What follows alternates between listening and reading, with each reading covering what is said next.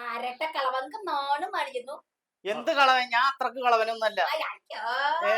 പള്ളിയിലെ ആ മിറ്റം മെമ്പറിന്റെ മുമ്പിൽ നിന്നിട്ടുള്ള ചെലക്കല് കണ്ടാണ്ടല്ലോ.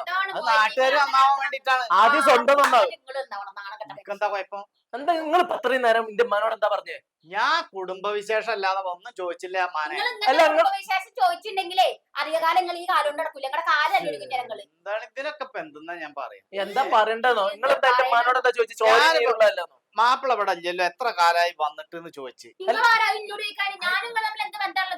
എന്നോടല്ലാണ്ട് പിന്നെ എന്റെ മാപ്പിളുടെ കാര്യം ഞാൻ മാപ്പിളുടെ കാര്യം ഇമാതിരി വടക്കട്ട രീതിയിൽ എന്നോട് ചോദിക്കാൻ നിങ്ങൾ ആരാ? നിങ്ങൾക്ക് ഒരൊറ്റ ബന്ധങ്ങളെ നിന്റെ പള്ളിക്കലെ ഉസ്താദാണ്. അതിന് വേണ്ടി നിങ്ങൾക്ക് ഞങ്ങൾ 3 നേരം ഭക്ഷണം തരുന്നു. ഇതേ ഉള്ളൂ.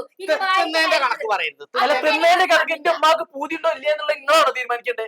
അമ്മാരി വർത്തമാനം എടച്ചക്ക ഞാൻ അങ്ങനെയൊന്നും ചോദിച്ചില്ല. നിങ്ങൾ അങ്ങനെ തന്നെ ചോദിച്ചു. ഞാൻ ചോദിച്ചത് ഇതാണ്, കേക്ക്. മാപ്പിള ഇവിടെ ഇല്ലല്ലോ, 2.5 കൊല്ലായില്ലേ നാട്ടിലേക്ക് വന്നിട്ട്. എപ്പോഴാ വരിക?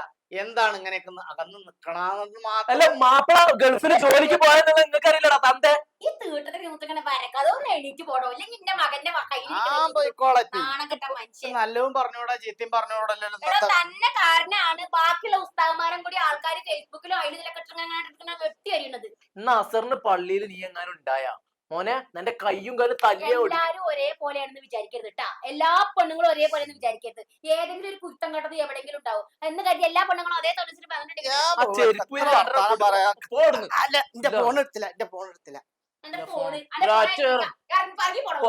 ആ ഫോണിൽ എന്താ ഉള്ളതെന്നുള്ള ആദ്യം നോക്കട്ടെ. ഓരോ കുരിപ്പുകൾ ഇറങ്ങിക്കോളും നല്ല ഉസ്താദന്മാരെ പേര് കളയാൻ വേണ്ടിട്ട്. എന്നെ പോലുള്ള തെണ്ടികളാടാ നല്ല ഒരുപാട് പേരുടെ പേര് കളയാനായിട്ട്. വാപ്പാനോട് വിളിച്ച് പറയും ഇങ്ങനെയാണ് കൊണവധികാരം കൊടുത്തിട്ട് വന്നാലമ്മ